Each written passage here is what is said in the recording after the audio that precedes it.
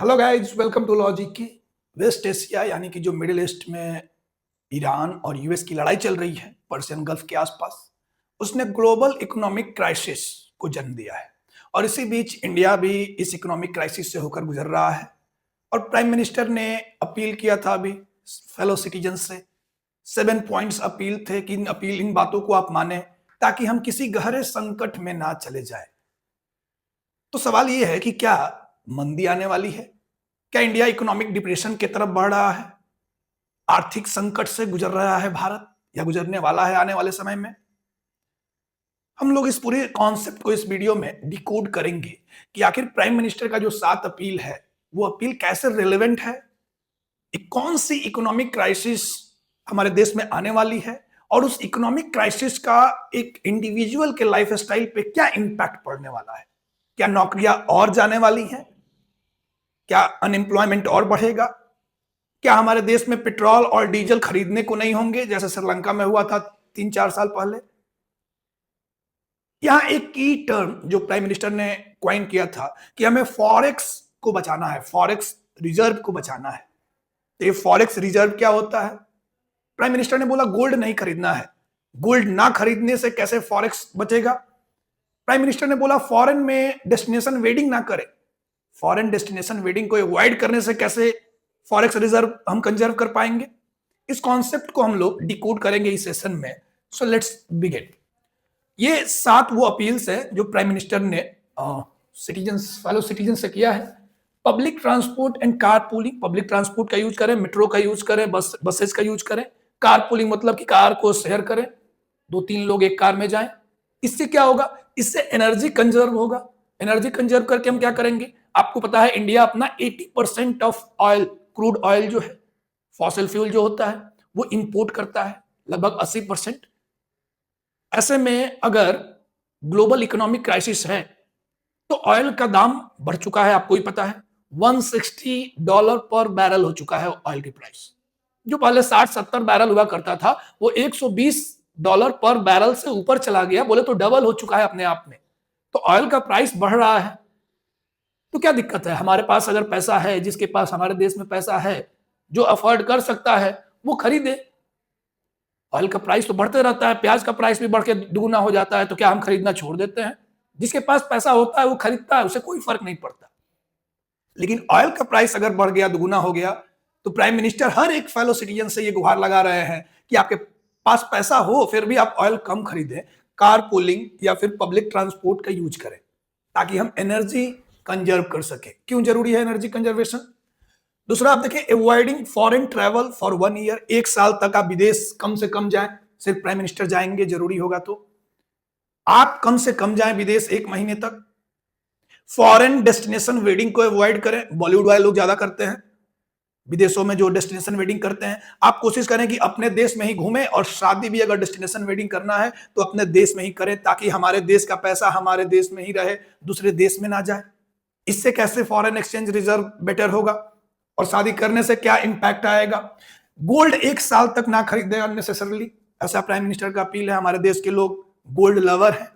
Estimate किया जाता है कि इंडिया में लगभग 25,000 से 27,000 टन तक गोल्ड है, जो लगभग 2 ट्रिलियन यूएसडी है। 2 ट्रिलियन, ट्रिलियन मतलब लाख करोड़, 2 लाख करोड़ डॉलर। 25,000 से 27,000 तक का ये जो एस्टिमेशन है, 25,000 टन से 27,000 टन तक, ये वर्थ 2 ट्रिलियन यूएसडी के है, जो हमारे इंडियन डोमेस्टिक लोगों के पास है, सरकार के पास नहीं, लोगों के पास है। तो हम गोल्ड कम से कम खरीदें ताकि डिमांड हमारे देश में गोल्ड का कम से कम हो, जिसके कारण हमें बाहर से गोल्ड कम से कम मंगाना पड़े।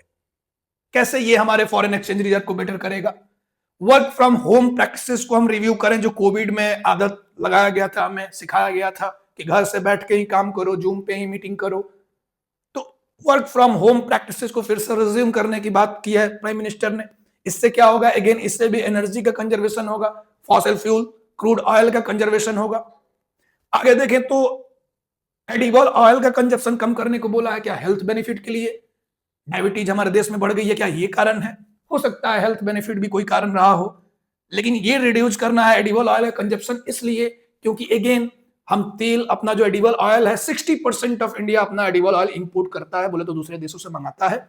जो सोयाबीन की तेल होती है, पाम ऑयल आप जानते होंगे, ये हम दूसरे देशों से पाम ऑयल जैसे मलेशिया से मंगाते हैं पाम ऑयल, आपने सुना होगा न्यूज में भी रहता है जब इंडिया मलेशिया का डिस्प्यूट होता है किसी मुद्दे पे, बॉयकॉट मलेशिया चलता है। तो एडिबल ऑयल जो 60% इंडिया इंपोर्ट करता है उसको रिड्यूस किया जाए। फार्मर से अपील की गई है कि केमिकल फर्टिलाइजर्स पे अपनी डिपेंडेंसी को कम करें। केमिकल फर्टिलाइजर्स मतलब डीएपी, पोटास सुना होगा, पोटास है, फॉस्फेट है, यूरिया है। तो फॉस्फेट जो है वो इंडिया अपना 100% फॉस्फेट इंपोर्ट करता है, दूसरे देशों से मंगाता है। सिमिलरली पोटास भी लगभग 60% पोटास दूसरे देशों से मंगाते हैं हम। यूरिया 20% लगभग हम दूसरे देशों से मंगाते हैं। तो जो भी केमिकल फर्टिलाइजर्स हैं जिसपे हम दूसरे देशों पे डिपेंडेंट हैं, जिसकी सप्लाई के लिए, उसका यूज हम कम करें और लोकल प्रोडक्ट के लिए वोकल बने। ये तो बहुत पहले से चल रहा है। 1905 में जब पहली बार बंगाल का पार्टीशन किया गया लॉर्ड कर्जन द्वारा, तभी स्वदेशी आंदोलन हमारे देश में शुरू हुआ था कि अपने देश का ही सामान इस्तेमाल करेंगे। उसके बाद कितना ऐसी स्वदेशी आंदोलन के वर्जन आ चुके हैं, local for vocal, make in India, made in India. लेकिन आज भी बात यह है कि सब चाइना और यूएस के हैं प्रोडक्ट यूज करते हैं। कुल मिलाकर बोल दो चाइनीज प्रोडक्ट्स का ज्यादा ही इन्फिल्ट्रेशन है हमारे देश में, और यूएस का गूगल, फेसबुक, मेटा, ये सब यूएस का है, टेक्नोलॉजी यूएस का है। तो फिर से एक बार अपील की गई है, local vocal for local, local product को लेकर आप वोकल बने। कोविड के टाइम में भी ये डायलॉग आया था। इन सारे स्टेप्स, इन सारे अपील का मतलब क्या है? ये सब कर लेने से क्या हमारा देश बच जाएगा? फिर से एक बार देश बचाने की जिम्मेवारी नागरिकों पे आई है। We the fellow citizen of India, देश बचाने के लिए हम आगे बढ़ेंगे। लेकिन ये कदम उठाने से देश कैसे बचेगा, इसके पीछे इकोनॉमी क्या है, इकोनॉमिक कॉन्सेप्ट क्या है, उसे हम समझते हैं। ये सब करना किस लिए है? कुल मिला के बताएं तो फॉरेन एक्सचेंज रिजर्व को प्रोटेक्ट करने के लिए। यही प्राइम मिनिस्टर की अपील थी और यही कॉन्सेप्ट भी है। ये सब करने से, जो भी उन्होंने काम बोला, ये सब करने से, इन सारे अपील्स को फॉलो करने से क्या होगा? फॉरेन एक्सचेंज रिजर्व मजबूत होगा। तो क्या है ये फॉरेन एक्सचेंज रिजर्व?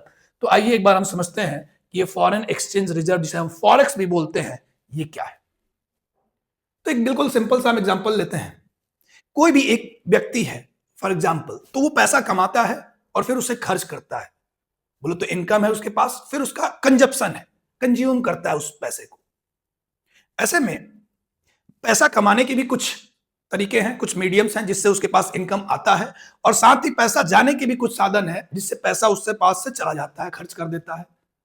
सिमिलरली आप एक देश को भी समझ लें। एक नेशन भी बिल्कुल एक इंडिविजुअल की तरह है जो पैसा कमाता है और फिर पैसा खर्च करता है। कमाता कैसे है? कोई एक देश जब एक्सपोर्ट करता है, बेचता है, तो पैसा कमाएगा, जाहिर सी बात है। और कोई एक देश जब खरीदेगा, इंपोर्ट करेगा, तो कंजप्शन हो रहा है। बोले तो कंजप्शन हो रहा है तो पैसा जा रहा है उसके पास से। तो एक्सपोर्ट करेंगे तो पैसा जाएगा, जिसे हम कंजप्शन बोलेंगे। एक्सपोर्ट करेंगे तो पैसा आएगा, जिसे हम इनकम बोल सकते हैं। और इंपोर्ट करेंगे तो पैसा जाएगा, जिसे हम कंजप्शन बोल सकते हैं। अगर आमदनी अठन्नी और खर्चा रुपया हो जाए तो जाहिर सी बात है हालत खराब होगा। हमारी आमदनी अठन्नी और खर्चा रुपया ना हो, इसी कोशिश को बरकरार रखने के लिए हमें ये सब कदम उठाना पड़ेगा जो प्राइम मिनिस्टर के अपील्स हैं। लेकिन ऐसा होने से क्या होगा, एक बार इस बात को समझते हैं। बोले तो जैसे किसी भी बाइक में फॉर एग्जांपल एक रिजर्व होता है, फ्यूल के लिहाज से बात करें तो एक रिजर्व होता है। गाड़ी चलते चलते जब कहीं रुक जाती है तो आपको समझ में आ जाता है कि अब रिजर्व मोड में इसे डालना है ताकि रिफ्यूलिंग किया जा सके, फ्यूल स्टेशन तक इसे ले जाया जा सके। जनरली गाड़ी तो चलती है मेन में, बोले तो जो मेन फ्यूल है उससे। लेकिन जब संकट की घड़ी आएगी तो रिजर्व को भी ऑन करना पड़ता है, उसे भी यूज करना पड़ता है।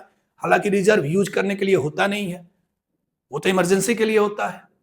बिल्कुल ऐसा ही फॉरेन एक्सचेंज रिजर्व भी है। ये वो अमाउंट है जो एक देश अपने पास रिजर्व की तरह रखता है। बोले तो इमरजेंसी फंड के लिए रखता है, बोले तो इमरजेंसी क्रेडिट कार्ड है ये। मुश्किल का वक्त जब आएगा तो इस फॉरेक्स के मदद से हम सामान खरीदेंगे, इंपोर्ट कर पाएंगे। तो एक देश पैसा कमाता है, फॉर एग्जांपल हम ऑयल खरीदते हैं दूसरे देशों से, क्रूड ऑयल खरीदते हैं। तो क्रूड ऑयल अगर हम मान लीजिए ईरान से ही खरीदें, कुवैत से खरीदें, तो उसके लिए पेमेंट करना होगा। पेमेंट हम कैसे करेंगे? क्या इंडियन रुपीज में पेमेंट करेंगे इंडियन रुपीज का पेमेंट तो एक्सेप्ट करेंगे नहीं, क्योंकि इंडियन रुपीज में गांधी वाला नोट लेकर वो क्या करेंगे? वो नोट तभी काम का होगा जब वो किसी दूसरे देश से कुछ सामान खरीदे, वो दूसरा देश भी इस गांधी वाले नोट को एक्सेप्ट कर ले। तब तो बोले कतर भी हमारे नोट को एक्सेप्ट कर ले, हमारे करेंसी को, रुपी को एक्सेप्ट कर ले। अगर कतर यूएस से कुछ टेक्नोलॉजी खरीदता है, यूएस अगर रुपी को एक्सेप्ट कर रहा है, तो कतर भी रुपी को एक्सेप्ट कर लेगा। लेकिन हमारे इंडियन रुपी की इतनी औकात नहीं कि ये ग्लोबल करेंसी के रूप में एक्सेप्ट हो सके। कोशिश कर रहे हैं, लेकिन अभी इतनी औकात नहीं कि ग्लोबली इसे एक्सेप्ट किया जा सके। ऐसे में क्या होता है?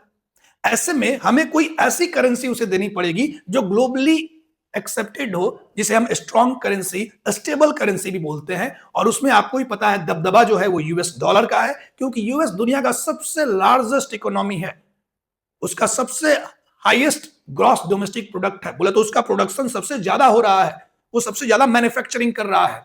ऐसे में जाहिर सी बात है, अगर उसका प्रोडक्शन ज्यादा है तो कभी ना कभी किसी एक मोड़ पे हर एक देश उस पर डिपेंडेंट है, उससे सामान खरीदेगा ही खरीदेगा। ऐसे में यूएस और उसके जो अलाई हैं, उनका ग्लोबल इकोनॉमिक एरेना में एक मोनोपोली है करेंसी को लेकर, कि हम जो तय करेंगे सब वही करेंसी चलेगा, सब उसी में ट्रेड करेगा, नहीं तो हम तुम्हारे साथ ट्रेड ही नहीं करेंगे, कट्टी बोल देंगे। तो इसके कारण यूएस चूंकि इतना बड़ा इकोनॉमी है, इतना बड़ा प्रोड्यूसर है, उसकी जीडीपी बड़ी है, साथ ही उसके साथ अलायंस भी है यूरोपियन नेशंस का, उन सब की मदद से डॉलर का बोलबाला है इंटरनेशनल मार्केट में। साथ ही कुछ और भी फॉरेन करेंसीज होती हैं, जापान की हो गई, यूके की हो गई, उनका भी एक्सेप्टेंस है, लेकिन डॉलर की तो बात ही अलग है। ऐसे में अगर हम एक नेशन हैं तो हम सामान खरीद रहे हैं, साथ में बेच रहे हैं। अगर खरीद ज्यादा रहे हैं, बेच कम रहे हैं, तो eight the end of the day हमारे पास डॉलर तो कम हो जाएगा, क्योंकि जब हम खरीद रहे हैं तो हमें डॉलर देना पड़ रहा है, और जब हम बेच रहे हैं तो हमें डॉलर मिल रहा है। डॉलर मिलेगा तभी हम डॉलर दे पाएंगे, क्योंकि डॉलर तो हमारे घर में पैदा नहीं होता, हमारे घर में तो इंडियन रुपी ही पैदा कर सकते हैं हम। तो ऐसे में जो इंपोर्ट और एक्सपोर्ट है, बोले तो उसका एक बैलेंस होना चाहिए। अगर ये बैलेंस बिगड़ जाएगा तो जाहिर सी बात है कि आपको या तो कर्ज लेकर किसी से डॉलर देना पड़ेगा, या फिर आप कुछ सेविंग किए हो वहां से आप डॉलर दे सकते हैं। और अभी के समय में अगर आप देखें तो सब कुछ नॉर्मल ही चल रहा है। इंडिया का जो डिमांड है वो डिमांड भी नॉर्मल है, लेकिन हुआ क्या? Trade disruption, straight of Hormuz पे जो चोक कर दिया गया है, वहां जो स्ट्रेस चल रहा है, ग्लोबल क्राइसिस चल रही है, यूएस और ईरान के बीच जो ये लड़ाई चल रही है, जो खत्म होने की नाम नहीं लेती, ट्रंप है कि मानता नहीं। इस लड़ाई के मद्देनजर जो इंपोर्ट बिल है, बोले तो हर एक प्रोडक्ट का प्राइस हाई हो जाएगा, क्योंकि अगर रास्ते में गड़बड़ी है तो ट्रांसपोर्ट कॉस्ट ज्यादा हो जाएगा। ऑयल प्राइस तो इंक्रीज हो रहा है, वो तो अपने आप में एक मुद्दा है, लेकिन बाकी जितनी भी ऐसी चीजें हैं जो हम इंपोर्ट करते हैं, उन सबका प्राइस हाइक हो जाएगा, क्योंकि पूरा रूट ही डिसरप्टेड है। सबका प्राइस अगर हाइक हो गया, बोले तो हम जो सामान मंगा रहे हैं उसे हम इंपोर्ट बोलते हैं, और जो इंपोर्ट का टोटल पेमेंट करते हैं उसे हम इंपोर्ट बिल बोलेंगे। तो अगर ग्लोबली जो ट्रांसपोर्टेशन था वो बढ़ गया, ट्रांसपोर्टेशन कॉस्ट बढ़ गया, तो जितनी भी चीजें हम मंगा रहे हैं, बाहर से इंपोर्ट कर रहे हैं, चाहे वो केमिकल फर्टिलाइजर हो या फिर वो एडिबल ऑयल हो, उन हर एक कमोडिटीज का प्राइस बढ़ जाएगा, और प्राइस बढ़ने के कारण हमारा इंपोर्ट बिल जो है वो बढ़ जाएगा। बोले तो अब सामान मंगाने के लिए हमें पैसा ज्यादा देना पड़ रहा है, पैसा नहीं बोले तो डॉलर ज्यादा देना पड़ रहा है। लेकिन क्या डॉलर आने की रफ्तार भी बढ़ी है? जाने की रफ्तार तो अचानक से बढ़ गई, जैसे कि ऑयल इंपोर्ट डबल हो गया। क्या आने की रफ्तार भी उस रेशियो में बढ़ा? अगर आने की रफ्तार, डॉलर आने का रफ्तार उस रेशियो में नहीं बढ़ा, तो जाहिर सी बात है कि मैनेज कहां से करेंगे?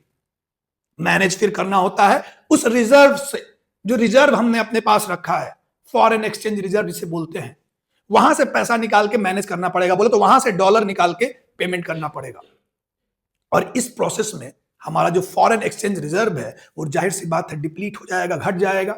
और एक समय अगर ऐसा आता है कि फॉरेन एक्सचेंज रिजर्व भी खत्म हो जाए, तो वैसे में देश का दिवालापन निकल जाएगा।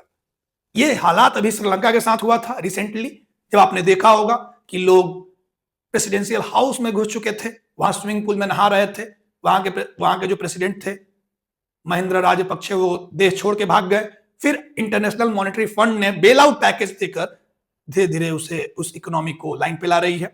और ये सिमिलर हालात 1991 में इंडिया ने भी फेस किया था, जिसके बैकड्रॉप में एक बहुत बड़ा इकोनॉमिक शिफ्ट भी इंडिया में देखने को मिला। तभी गल्फ वॉर चल रहा था। गल्फ वॉर बोले तो सद्दाम हुसैन तभी थे इराक में सॉरी। ईरान और इराक की लगभग 10 साल की लड़ाई के बाद इराक ने, सद्दाम हुसैन ने कुवैत पे अटैक कर दिया और उसे हम बोलते हैं गल्फ वॉर। वो कुवैत इन्वेजन जो था, मूवी बनी है एयरलिफ्ट, एक मूवी बनी है, उस मूवी में यही दिखाया गया है कुवैत से कैसे जो एक्टर है वो लेकर सब लोगों को सेफली भारत आता है, एयरलिफ्ट कराते हैं। तो कुवैत इन्वेजन जो गल्फ वॉर था 1919 में, उसके कारण भी ऑयल प्राइस में हाइक देखने को मिला। और ये जो ऑयल प्राइस में हाइक देखने को मिला, इंडिया का इंपोर्ट बिल बढ़ गया। इंपोर्ट बिल बढ़ गया तो हम तो आने का कोई साधन था नहीं कि हम मैनेज कर सके, पैसा खर्चा बढ़ा तो आमदनी भी बढ़नी चाहिए, ऐसा सिचुएशन हुआ नहीं। इंपोर्ट बिल बढ़ गया क्योंकि लड़ाई चल रही थी, और इंपोर्ट बिल बढ़ जाने के कारण हमारा फॉरेन एक्सचेंज रिजर्व धीरे धीरे डिप्लीट हो गया। बोले तो रिजर्व में जो पैसा रखा था, जो डॉलर रखा था, वो निकाल के हम देने लगे, वैसे वो डिप्लीट हो गया। वो डिप्लीट होके हो गया था 1 बिलियन यूएसडी। 1 बिलियन यूएसडी बोले तो लगभग 3 सप्ताह तक और हम सामान बाहर से मंगा सकते थे। उसके बाद हमारा रिजर्व भी खत्म हो जाता, और रिजर्व भी खत्म हो जाता तो फिर सामान मिले ही क्यों, क्योंकि हमारे पास तो है ही नहीं वो डॉलर देने को। जो डॉलर, उसे तो हम गांधी वाला नोट देंगे, क्या करेगा, कागज है, कागज का क्या करेगा। वैल्यू तो तब हो जब जो भी चीज उसे दिया जाए उसे वो दूसरी जगह देकर एक्सचेंज कर सके, चाहे वो डॉलर हो या कोई और स्ट्रॉन्ग करेंसी हो या फिर गोल्ड हो। वैसे टाइम में हमने फिर से अपने गोल्ड को बोले तो आईएमएफ के पास ले गए हम, और आईएमएफ ने हमें बेल आउट पैकेज दिया, और हमने LPG, liberalisation, privatisation and globalisation policy को जो है वो इंट्रोड्यूस किया अपनी इकोनॉमी में। मनमोहन सिंह और नरसिम्हा राव, ये दो जोड़ी थी, हम सब इस कहानी को जानते हैं। वैसा हालात फिर से ना आ जाए, फिर से हमारा फॉरेन एक्सचेंज रिजर्व ना डिप्लीट हो जाए, श्रीलंका में जैसा हुआ वैसा ना हो जाए, यही मकसद है प्राइम मिनिस्टर मोदी की अपील का। तो एक बार हम समझते हैं कि ये फॉरेन एक्सचेंज रिजर्व कैसे होता है और कहां होता है, कैसे काम करता है। तो देखिए, फॉरेन एक्सचेंज रिजर्व में अगर आप देखेंगे तो 4 तरह के कंपोनेंट्स आपको देखने को मिल रहा है। एक तो यूएस का डॉलर है, जिसका अपना हेवी वेट है। दूसरा है मेजर फॉरेन करेंसीज, यूके और बाकी जो भी स्ट्रॉन्ग नेशंस हैं, जापान वगैरह। तीसरा है गोल्ड होल्डिंग्स। गोल्ड हमेशा में एक यूनिवर्सल एसेट है जिसका दाम हमेशा बढ़ते ही जाता है, आप भी समझते हैं, गोल्ड होल्डिंग्स है। और चौथा है SDR and IMF reserve position. SDR बोले तो special drawing rights, and IMF का मतलब है इंटरनेशनल मॉनेटरी फंड। तो देखिए होता क्या है, डॉलर आने का तो तरीका है अपना अपना, गोल्ड होल्डिंग्स का भी आरबीआई होल्ड करती है। लेकिन सवाल यह है कि ये सारे जो एसेट्स हैं फॉरेन एक्सचेंज रिजर्व, क्या ये किसी पर्स में रखा हुआ है, कहीं कोई तिजोरी बना हुआ है आरबीआई के पास जहां ये पूरा धन रखा हुआ है? अभी के समय में लगभग इंडिया के पास 700 बिलियन यूएसडी, यूएस डॉलर में 700 बिलियन फॉरेक्स है। तो ये फॉरेक्स कहां है? क्या मोदी जी के उस झोले में है जो उठा के निकल पड़ेंगे? नहीं, ये फॉरेन एक्सचेंज रिजर्व जो ये जो एसेट्स हैं, ये आरबीआई अलग अलग तरीके से अलग अलग इंस्टीट्यूशंस के पास होल्ड करती है। बोले तो वो अपने पास लेकर नहीं बैठी है।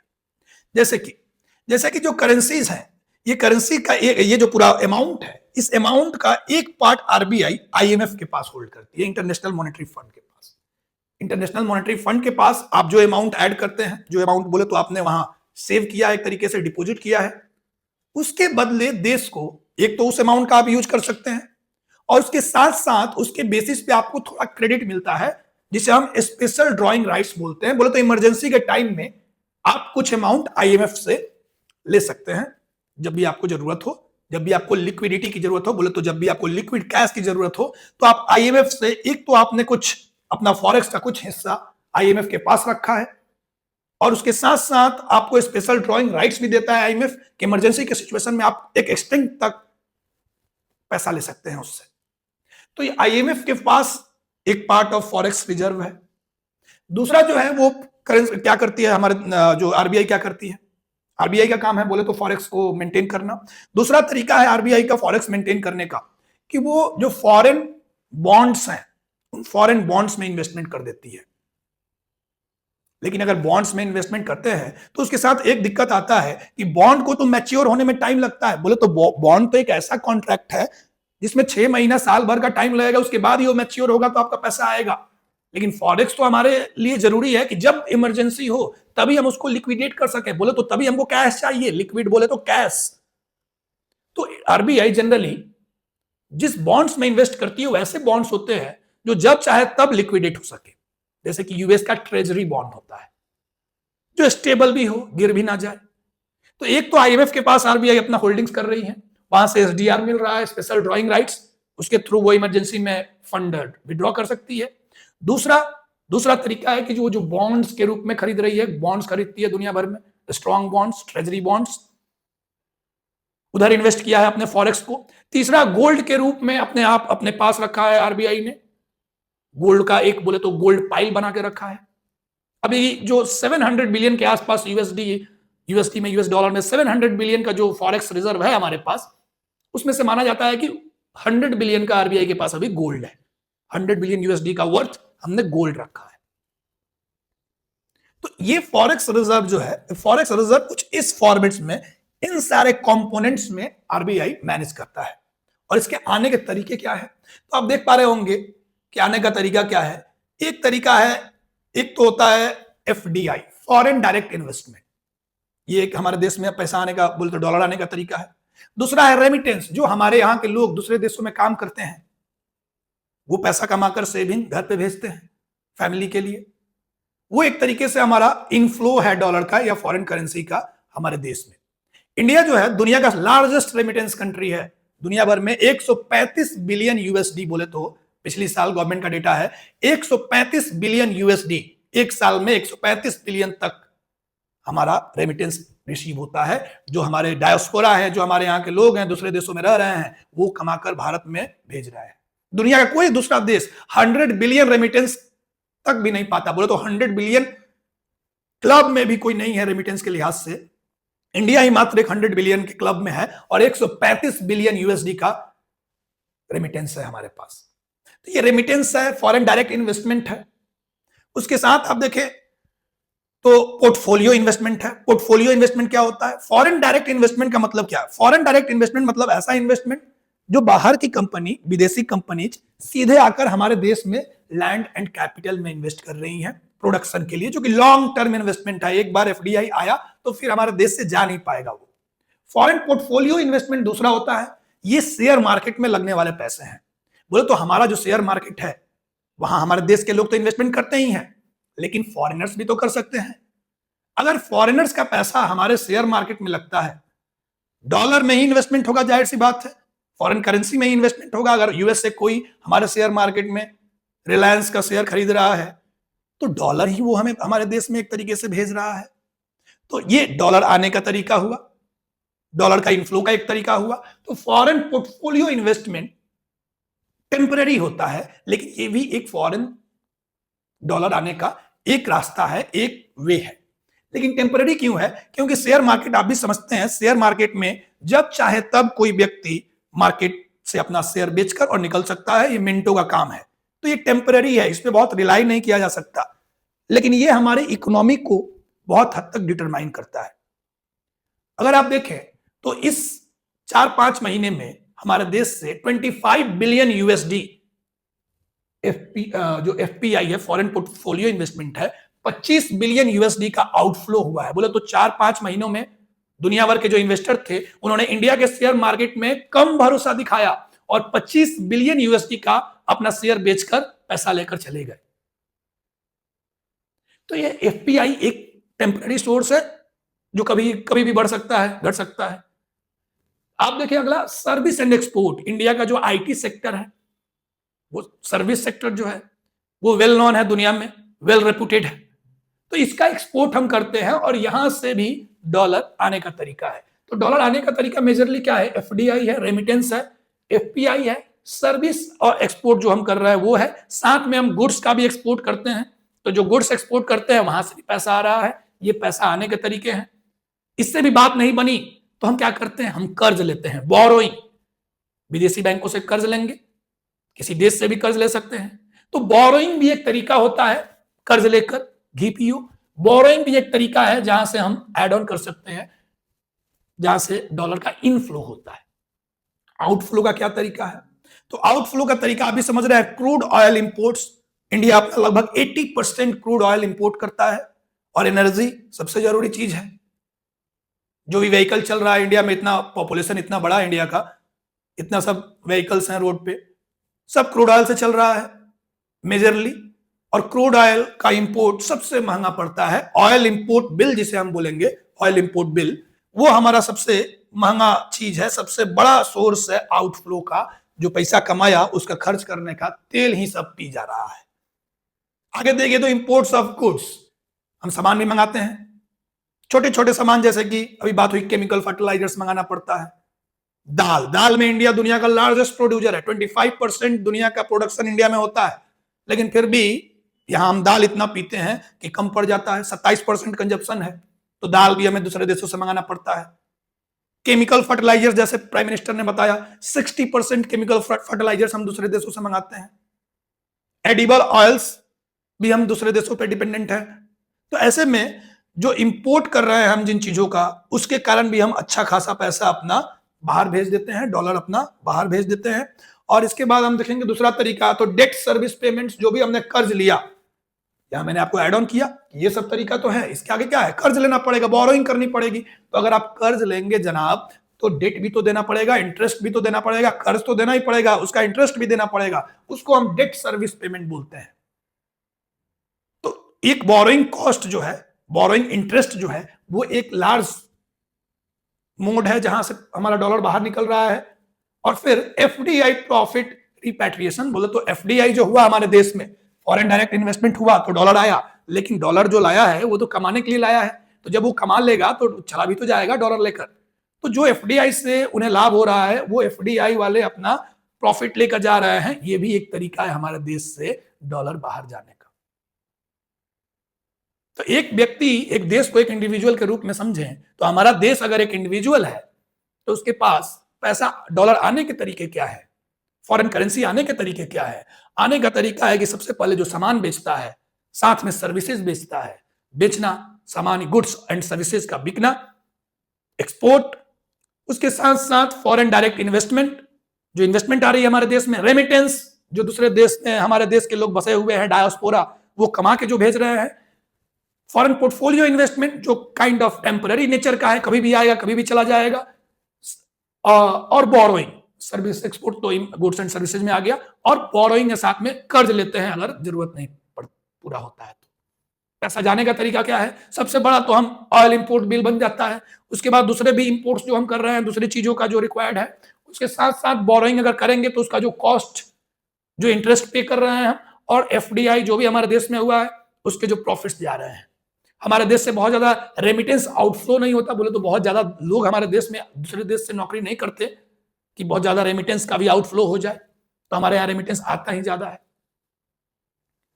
इन जो पूरा ये जो फैक्टर्स है, इनका अगर तालमेल बिगड़ जाएगा, इनका अगर गणित बिगड़ जाएगा, तो फिर दबाव कहां पड़ेगा, रिजर्व पे। बोले तो आने का जो साधन है उससे जितना आया, और जाने के जो माध्यम है उसमें जितना गया, दोनों के बीच में अगर गैप ज्यादा हो गया, तो इंपैक्ट कहां पड़ेगा, इंपैक्ट पड़ेगा फॉरेन रिजर्व पे।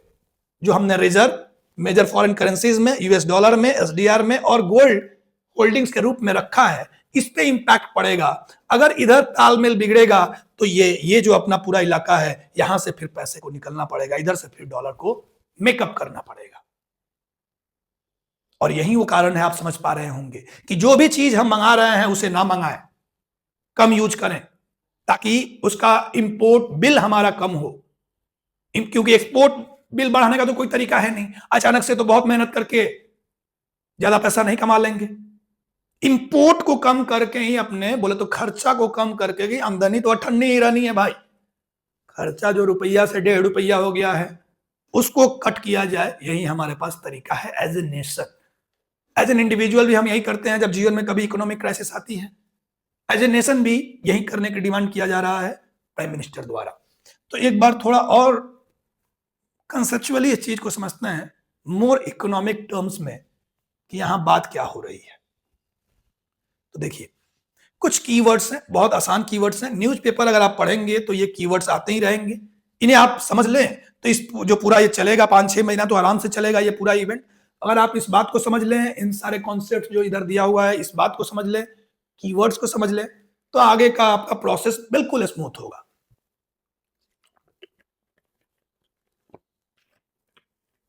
तो देखिए, सबसे पहले बात हो रही है, इधर कुछ टर्म्स लिखे हुए हैं। एक चीज है बैलेंस ऑफ पेमेंट, दूसरा चीज है करंट अकाउंट डेफिसिट।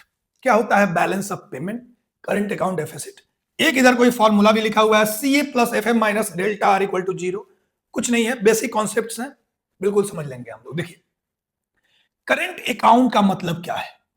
तो करंट अकाउंट का मतलब अगर देखेंगे तो जो भी गुड्स एंड सर्विसेज का हम ट्रेड कर रहे हैं, जो हम सामान बेच रहे हैं या फिर हम सर्विस बेच रहे हैं IT सेक्टर में, गुड्स एंड सर्विसेज का जो हम ट्रेड कर रहे हैं, बोले तो कितना नेट एक्सपोर्ट किया, कितना नेट एक्सपोर्ट किया हमने। नेट एक्सपोर्ट बोले तो इंपोर्ट और एक्सपोर्ट का डिफरेंस जो है वो नेट एक्सपोर्ट है। तो गुड्स एंड सर्विसेज में कितना खरीदा कितना बेचा, उसका हिसाब किताब, जिसे हम नेट एक्सपोर्ट्स बोलते हैं। साथ में primary income and secondary income. Primary income मतलब क्या? Like interest and dividends. तो कमाने का तरीका या फिर गंवाने का तरीका, दोनों तरीका है, इंटरेस्ट एंड डिविडेंड्स। हो सकता है हम भी किसी गरीब देश को कर्ज दिए हों, या बांग्लादेश में, अफगानिस्तान में, हम भी ईरान में, हम भी कहीं ना कहीं इन्वेस्टमेंट करते हैं। उस इन्वेस्टमेंट से भी कुछ ना कुछ पैसा आता है हमारे पास। साथ ही हम जो कर्ज ले रहे हैं उसका भी हमको इंटरेस्ट देना होता है। तो ये प्राइमरी इनकम जो है वो नेट इंटरेस्ट एंड डिविडेंड्स है। बोले तो कर्ज लेकर या कर्ज देकर जो हमारा हिसाब किताब उधर हुआ उसको इंक्लूड कर ले, गुड्स एंड सर्विसेज के नेट एक्सपोर्ट को, इंटरेस्ट एंड डिविडेंड्स को, और साथ में सेकेंडरी इनकम। सेकेंडरी इनकम बोले तो रेमिटेंस को इंक्लूड कर ले, जिसका हमारा देश बहुत बड़ा रिसीवर है।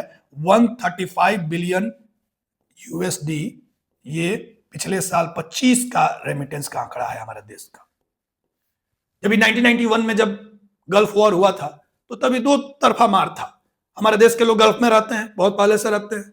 तो जब गल्फ वॉर हुआ तो वहां से लोग सब चले आए, तो रेमिटेंस हमारा कम हो गया और ऑयल इंपोर्ट बढ़ गया। तो इंपैक्ट कहां दिखेगा? जो रिजर्व रखे हैं वहां से ही पैसा निकालना पड़ेगा। अभी भी सिमिलर हालात होगा। अभी तो उतना रेमिटेंस लोग बहुत आ नहीं रहे वहां से, क्योंकि पीस है, स्टेबिलिटी है। लेकिन अगर सोचिए कि पूरे गल्फ में बमबारी होने लगे तो सब लोग छोड़ के भाग आएगा फिर से भारत, और भारत फिर से भाग आएगा तो रेमिटेंस फिर से डाउन हो जाएगा। रेमिटेंस भी डाउन होगा, ऑयल इंपोर्ट भी बढ़ जाएगा, स्थिति खराब हो जाएगी मेरे दोस्त। प्राइम मिनिस्टर का यही गुहार है आपसे। दूसरा चीज क्या है? Current account. तो समझे आप, करंट अकाउंट का मतलब गुड्स एंड सर्विसेज, साथ में जो इंटरेस्ट का हिसाब किताब है, और उसके साथ रेमिटेंस को जोड़ दीजिए जो हमारे देश में आता है। आगे देखिए, फाइनेंशियल अकाउंट दूसरा होता है, F है। फाइनेंशियल अकाउंट मतलब net flows of investment such as foreign direct investment, portfolio investment and loan. तो ये तो इंटरेस्ट था लोन पे। अब दूसरा फाइनेंशियल अकाउंट में क्या होगा कि नेट इन्वेस्टमेंट हमारे देश में आया, दो तरीके से आया। एक परमानेंट इन्वेस्टमेंट जिसे हम FDI बोलते हैं, जो सीधा हमारे देश में इन्वेस्ट किया जाएगा, लैंड एंड कैपिटल पे इंडस्ट्री लगेंगी, रोजगार मिलेगा उससे लोगों को, that is of good nature. तो FDI और साथ में फॉरेन पोर्टफोलियो इन्वेस्टमेंट, विदेशी लोग जो हमारे शेयर मार्केट में इन्वेस्ट किए, FDI एंड FPI, और साथ में जो हम बोरोइंग ले रहे हैं, जो लोन ले रहे हैं, तो इसे हम बोलते हैं फाइनेंशियल अकाउंट। और तीसरा चीज होता है फॉरेन एक्सचेंज रिजर्व, जो हमने ऑलरेडी आपको एक्सप्लेन किया। अब जाहिर सी बात है कि मैं एक इंडिविजुअल हूं, तो जितना मैंने कमाया और जितना खर्च किया, अगर उसमें गैप है तो वो गैप कैसे मैनेज होगा? कमाया मैंने 8 आना, खर्च किया 1 रुपया, तो जो 8 आने का गैप है, ये गैप कैसे मैनेज होगा? इस गैप को मैनेज करने का तरीका क्या है? हमें लोन लेना पड़ेगा, जाहिर सी बात है। लोन ही एक तरीका हो सकता है, या तो हम लोन लें या फिर हमारे पास सेविंग हो जिसका हम यूज कर सके। बोले तो खर्च, आमदनी, बोरोइंग मतलब खर्च, आमदनी, लोन, और इसके साथ साथ रिजर्व, इन चारों को मिला दिया जाए तभी हमारा ओवरऑल इकोनॉमिक स्टेबिलिटी हो सकता है। बिल्कुल वैसे ही CA बोले तो करेंट अकाउंट, जिसमें हम गुड्स एंड सर्विसेज का एक्सपोर्ट इंपोर्ट देख रहे हैं। फाइनेंशियल अकाउंट बोले तो जहां हम डेट, जो हम बोरिंग लोन ले रहे हैं, या फिर FDI या फिर FPI है। और change in reserve, foreign exchange reserve में जितना चेंज होगा वो नेट हमेशा 0 होता है। बोले तो अगर इन दोनों प्रोसेस से, current account and financial account के माध्यम से अगर हम अपने खर्च को मेकअप नहीं कर पाए तो हमें रिजर्व से पैसा लेना पड़ेगा। और जितना पैसा रिजर्व से लेंगे उसी को तो चेंज इन रिजर्व बोल रहे हैं। बोले तो जितना भी कमी हुआ वो सब हम कहां से लेंगे? Eight the end of the day अलग अलग तरीके से पैसा लेने की कोशिश किया, कमाई जितना हुआ उतना हुआ, लोन भी ले लिया, एफडीआई भी ले लिया, एफपीआई भी आ गया, उसके बाद भी कमी रह गई, तो वो कमी कहां से पूरा होगा? वो कमी रिजर्व से ही पूरा होगा। बोले तो सीए प्लस एफए ये दोनों को जोड़ने के बाद जो भी तकलीफ होगी उसको हम डेल्टा आर बोलते हैं, मतलब change in foreign exchange reserve बोलते हैं। अगर ये दोनों ज्यादा हो जा रहा है, बोले तो दोनों मिला के हम प्लस में है, पॉजिटिव साइड में है, तो हमारा फॉरेन एक्सचेंज रिजर्व इंक्रीज होगा। अगर ये दोनों का हिसाब किताब नेगेटिव साइड में है तो ये फॉरेन एक्सचेंज रिजर्व डिप्लीट होगा। ये बढ़ भी सकता है, घट भी सकता है, स्थिति बेटर है। बोले तो ओवरऑल हमारा फॉरेन करेंसी हमारे पास ज्यादा आ गया तो हमारा फॉरेन एक्सचेंज रिजर्व बढ़ जाएगा। ओवरऑल अगर फॉरेन करेंसी कम आ गया तो हमारा फॉरेन एक्सचेंज रिजर्व डिप्लीट हो जाएगा। तो ये कुल मिला के कॉन्सेप्ट गवर्न करता है किसी भी नेशन के इकोनॉमी को। और यहां एक चीज आपको देखने को मिलेगा, balance of payment. Balance of payment जिसको दूसरे शब्दों में हम बीओपी बोलते हैं, ये बैलेंस ऑफ पेमेंट हर हाल में क्या होना चाहिए? ये बैलेंस ऑफ पेमेंट हर हाल में जीरो होना चाहिए। बोलो जितना हमारे पास आया और जितना हमारे पास से गया वो हमेशा जीरो होना चाहिए। अगर वो जीरो नहीं हो पा रहा है तो किसी से लोन लीजिए, लोन नहीं ले पा रहे हैं तो रिजर्व से खर्च कीजिए। At the end of the day this balance of payment should always be zero. If not zero then that should be compensated by changing the foreign exchange reserve. ये पूरा कॉन्सेप्ट है, एक सिंपल कॉन्सेप्ट है जो कि बार बार अलग अलग तरीके से रिपीट किया जाएगा, तो आप इस बात को एक बार देख लेंगे। तो देखिए हमारे देश में ये सारे इवेंट्स तो हुई कि फॉरेन एक्सचेंज रिजर्व खत्म होने वाला है, सारी समस्याएं हैं, अपील भी कर दिया गया, तो क्या हमारा देश बर्बाद होने वाला है? ऐसा लोग डरने भी लगे, पेट्रोल पंप्स के सामने लाइन भी लग गया। तो गवर्नमेंट ने एक इनफॉर्मल इंटर मिनिस्ट्रियल मीटिंग किया, राजनाथ सिंह ने इसे हेड किया, और उसके बाद सरकार ने बोला किसी चीज की कमी नहीं है, India has sufficient stocks of fuel commodities. Government ने बोला हमारे पास सफिशिएंट स्टॉक्स हैं, कोई डरने वाली बात नहीं है। जहां बताया गया कि 703 बिलियन 703 बिलियन यूएसडी अभी हमारा फॉरेन एक्सचेंज रिजर्व है। आप देख पा रहे होंगे 703 बिलियन यूएसडी अभी हमारा फॉरेन एक्सचेंज रिजर्व है, जो मिनिस्ट्री ये इस मीटिंग में बताई गई। बात हुआ कि फ्यूल प्राइस हाइक जो है वो बाकी देशों में 30 से 70% तक हो चुका है, लेकिन हमारे देश में अभी भी नहीं हुआ है, क्योंकि जो कंपनीज है हमारी ऑयल मार्केटिंग कंपनीज, वो पूरा का पूरा प्रेशर जो है वो एब्जॉर्ब कर रही हैं, वो लॉस को बियर कर रही हैं, ताकि हमारे देश की जनता के कंधों पे वो भीड़ बोझ ना आए, ऐसा बोला गया। साथ ही सरकार ने यह भी बताया कि कंजप्शन को तो कट करना है, लेकिन फर्टिलाइजर के कंजप्शन को भी कट करना है, पब्लिक ट्रांसपोर्ट भी यूज करना है, लेकिन इसका मतलब ये नहीं कि हमारे पास रिजर्व नहीं बचा है और हम भीड़ लगा दे। गवर्नमेंट ने बताया कि इंडिया के पास अभी हाल में 60 दिन का क्रूड ऑयल रिजर्व है, 60 डेज तक का हमारे पास क्रूड ऑयल रिजर्व है। उसके बाद फॉरेन एक्सचेंज रिजर्व भी है, वो भी 703 बिलियन यूएसडी का है। 60 दिन का नेचुरल गैस भी है हमारे पास, और 45 दिन का एलपीजी का स्टॉक भी है। तो हमारे सप्लाई चेन में कोई समस्या की बात नहीं है। 2 महीना के लगभग आसपास का फॉसिल फ्यूल का रिजर्व हमारे देश में है ऑलरेडी, इसलिए पेट्रोल पंप के सामने लाइन लगाने की जरूरत नहीं है। हमारा फॉरेन एक्सचेंज रिजर्व भी बेहतर स्थिति में है, इसमें भी कोई घबराने वाली बात नहीं है। हम one of the top reserve वाले लोग हैं, यूएस और चाइना जापान के साथ हम स्टैंडिंग है हमारी फॉरेन एक्सचेंज रिजर्व के लिहाज से, तो घबराने की कोई बात नहीं है। लेकिन फिर भी अपील क्यों? क्योंकि घबराने की बात ये अभी नहीं है।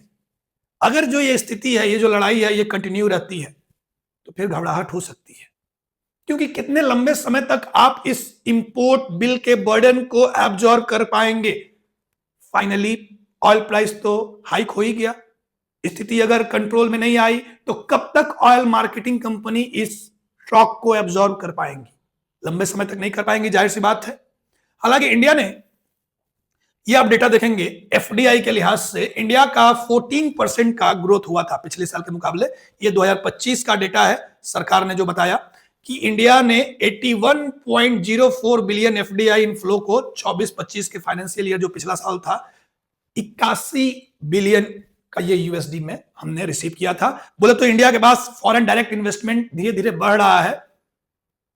उसका कारण भी है इंडिया की जो पॉलिसी है, जिसमें एक सिग्निफिकेंट पॉलिसी है प्रोडक्शन लिंक्ड इंसेंटिव, पीएलआई जिसको सरकार बोलती है, प्रोडक्शन लिंक्ड इंसेंटिव, जिसके तहत प्रोड्यूसर्स को बहुत तरह की इंसेंटिव दी जाती हैं एफडीआई को अट्रैक्ट करने के लिए, ताकि वो हमारे देश में आकर प्रोडक्शन कर सके। अभी देखे होंगे एप्पल वगैरह भी प्रोडक्शन कर रही है, मोबाइल फोन का प्रोडक्शन में भी इंडिया लीड लेने लगा है, चाइना के साथ कंपीट करने लगा है। पहले इंडिया में तो चाइनीज मेड फोन ही बिकते थे। तो इंडिया का एफडीआई जो है 81.04 बिलियन है, याद रखिए करंट अफेयर जीके के लिहाज से इसको, और इसका ग्रोथ 14% का हुआ है।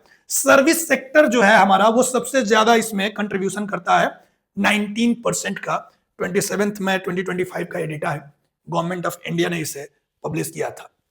आगे देखें अगर हम, तो क्रूड ऑयल के लिहाज से इंडिया 70% जो है क्रूड ऑयल अपना now routed outside straight of Hormuz. तो जितना भी हम लगभग 80% हम अपना कंजप्शन का 80% इंपोर्ट करते हैं, लेकिन इंडिया ने स्ट्रेट ऑफ हॉर्मुज जो कि डिस्टर्ब चल रहा था उसको बाईपास करते हुए एक अल्टरनेटिव बनाने की भी कोशिश की, और जिसके अकॉर्डिंग इंडियन गवर्नमेंट बोल रही है कि 70% तक अभी जो हम क्रूड ऑयल इंपोर्ट कर रहे हैं वो स्ट्रेट ऑफ हॉर्मुज के रीजन से बाहर से है, जो कि एक सिक्योर सोर्स है। साथ ही India imports about 60% of LPG consumption, and out of this imports about 90% come through the strait of Hormuz which has been impacted due to current happenings. तो ये क्रूड ऑयल के लिहाज से तो हम बहुत हद तक टैकल कर भी पाएंगे, लेकिन जो एलपीजी सप्लाई है उसमें 90%, जितना भी हम एलपीजी मंगाते हैं, अपना जितना कंजप्शन उसका 60% हम दूसरे से मंगाते हैं, 40% घर में बनाते हैं। ये 60% जो दूसरे से मंगाते हैं, उस 60% का 90% स्ट्रेट ऑफ हॉर्मुज होकर गुजरता है, और स्ट्रेट ऑफ हॉर्मुज अगर डिस्टर्ब है मतलब कि 90% अब हमारा एलपीजी इंपोर्ट डिस्टर्ब रहेगा। तो एलपीजी को लेकर एक संकेत जरूर है, हालांकि सरकार ने बताया कि हमारे पास 60 दिन का एलपीजी स्टोरेज में है already. Domestic LPG production increases by 25% following government measure. हाल फिलहाल में जो सरकार ने कदम उठाए हैं उसके कारण 25% हम डोमेस्टिकली भी प्रोड्यूस 25% का इंक्रीमेंट देखने को मिला है डोमेस्टिक प्रोडक्शन में। But the fact remains that 60% India अपना एलपीजी इंपोर्ट करता है, उसमें से 90% स्ट्रेट ऑफ हॉर्मुज से करता है। इस बात को याद रखेंगे, करंट अफेयर जीके और एग्जाम के पर्सपेक्टिव से इस पूरे न्यूज पूरे इवेंट के अराउंड ये जरूरी है। बात हुई थी कि एडिबल ऑयल्स को भी हमें कंजप्शन कम करना है, तो इंडिया 40% के आसपास एडिबल ऑयल अपना प्रोड्यूस कर पाता है। 60% के लिए वो डिपेंडेंट है दूसरे नेशन पे, ब्राजील पे, मलेशिया पे। सोयाबीन ऑयल, पाम ऑयल, इन सब ऑयल्स के लिए इंडिया की डिपेंडेंसी है। लेकिन इंडिया ने 2025 में, अब देख पा रहे होंगे, national mission on edible oils, India ने ये मिशन लॉन्च किया है, जिसके तहत बाय 2030 तक का एक टाइमलाइन रखा गया है, एंड बाय 2030 इंडिया का प्लान है कि 28 लाख टन का हम लोग प्रोडक्शन कर सकें क्रूड ऑयल का। सिमिलरली आप देखें तो अभी के समय में अगर पिछले साल की बात करें 24-25 तक का डेटा है, 3.8 लाख टन का हम प्रोडक्शन कर रहे थे। ये national mission on edible oil Bharat को एडिबल ऑयल्स के फील्ड में आत्मनिर्भर बनाने के लिए एक मुहिम है। तो ये कुल मिला के कदम उठाए गए हैं इंडियन गवर्नमेंट द्वारा ताकि हम आत्मनिर्भर बन सके, क्योंकि जो लास्ट बात बोला गया था इस पूरे स्पीच में, जो लास्ट अपील है कि local for vocal, eight the end of the day अगर इंडिया को इस पूरे संकट से हमेशा के लिए बाहर निकलना है, जिसे हम बोलते हैं इकोनॉमिक रेजिलियंस। इकोनॉमिक रेजिलियंस मतलब क्या होता है कि बाहर कुछ भी हो तो आपको फर्क ना पड़े, ऐसा ना कि आप छुई मुई है, बाहर थोड़ा बहुत इधर उधर हुआ, बाहर थोड़ा बहुत टेंशन हुआ, किसी देश ने किसी पे लड़ाई की, आपकी इकोनॉमी घुटने पे आ गई, फिर इस इकोनॉमी की क्या फायदा, इतनी इंटरडिपेंडेंसी। ये ग्लोबलाइज्ड वर्ल्ड का बोले तो अभिशाप है अपने में, कि जैसे ही दुनिया में कुछ इधर उधर होगा, मैं यहां बैठा हूं, मुझे ईरान लड़ाई से कोई मतलब नहीं, लेकिन मेरे घर तक, मेरे चूल्हे तक इस ईरान की लड़ाई की आंच आ रही है। एक ट्रंप जो है वो हमारे गैस स्टोव को भी इंपैक्ट कर रहा है। ये ग्लोबलाइज्ड इकोनॉमी का एक निगेटिव साइड है, क्योंकि अब दुनिया भर से आपकी इकोनॉमी कनेक्ट हो चुकी है, तो दुनिया में कुछ भी इधर उधर होगा तो आपको भी इंपैक्ट करने को है। इसलिए अगर आत्मनिर्भर भारत हो, अगर आप डोमेस्टिक प्रोडक्शन के थ्रू अपने लोगों के नीड को सेटिस्फाई कर सकते, तो ऐसे में दुनिया में कुछ भी हो रहा है उससे फर्क नहीं पड़ता। और इसका एक ही तरीका है, दैट इज आत्मनिर्भर भारत बनना, इंडिया में प्रोडक्शन को बढ़ावा देना। लेकिन विकसित भारत के रास्ते पे चलते चलते ग्लोबल इकोनॉमी की बात करें तो as a economic power India अभी 6th रैंक पे पहुंच चुका है नॉमिनल जीडीपी के लिहाज से। 4.15 ट्रिलियन यूएसडी के आसपास हमारी नॉमिनल जीडीपी है और दुनिया में हमारा 6ठा स्थान है। 6th रैंक खराब नहीं है, कोई ठीक रैंक है। लेकिन अगर जीडीपी पर कैपिटा बात करें, बोले तो हमारे देश में तो बहुत सारे लोग हैं, सब मिलके कमा रहे हैं तो ठीक है, 6ठा रैंक पे है प्रोडक्शन में। लेकिन प्रति व्यक्ति अगर बात करें तो हमारा रैंक कितना है, गेस कर पाएंगे? नीचे से टॉप करते हुए देखते हैं, 149 रैंक है, बांग्लादेश से भी नीचे हैं हम, 149वां रैंक है हमारा। तो ये जो स्थिति है जिसमें कि एक तो इंडिया में पॉपुलेशन बहुत बड़ा है, जिसमें पॉवर्टी है, 80 करोड़ लोगों को फ्री में अनाज मिलता है, तो वो सरवाइव कर पा रहे हैं। इसके साथ साथ इंटरनेशनल डिपेंडेंसी भी है। क्या ईरान यूएस की लड़ाई भारत की कमर तोड़ने को है? It is yet to be seen. क्योंकि अगर हमारे देश में ग्लोबल सप्लाई चेन जो है वो डिसरप्ट होगा तो हमारे देश का प्रोडक्शन भी डिसरप्ट होगा। हमारे देश के यहां प्रोडक्शन नहीं हो पाएगा, हम प्रोड्यूस नहीं कर पाएंगे। अगर हम प्रोड्यूस नहीं कर पाएंगे तो हमारा डिमांड भी गिरेगा, क्योंकि अगर प्रोडक्शन इंपैक्ट होगा तो सीधा उसका इंपैक्ट एम्प्लॉयमेंट पे होगा। अगर प्रोड्यूसर प्रोड्यूस नहीं करेगा तो वो ले ऑफ करने लगेगा, एम्प्लॉयज को नौकरी से निकालने लगेगा। अगर एम्प्लॉयज नौकरी छूट जाएगी तो उनके पास परचेजिंग पावर नहीं रहेगा। बोले तो अगर किसी व्यक्ति के पास पॉकेट में पैसा नहीं आ रहा है तो वो फिर खरीदेगा क्या? अगर खरीदेगा नहीं तो ऐसे में हमारा डोमेस्टिक डिमांड सिंक करेगा। डोमेस्टिक डिमांड कम होगा तो उसका इंपैक्ट फिर से डोमेस्टिक प्रोडक्शन पे पड़ेगा। बोले तो अगर डिमांड होगा ही नहीं तो फिर कोई प्रोड्यूस क्यों करेगा? अगर डोमेस्टिक डिमांड कम होगा तो प्रोडक्शन भी कम होगा, और यही प्रोडक्शन कम होना तो जीडीपी का कम होना होता है, जिसके कारण पूरी इकोनॉमी चरमरा जाएगी। It is yet to be seen कि आगे होगा क्या, हम लोग नजर बनाए रखेंगे। Happy learning.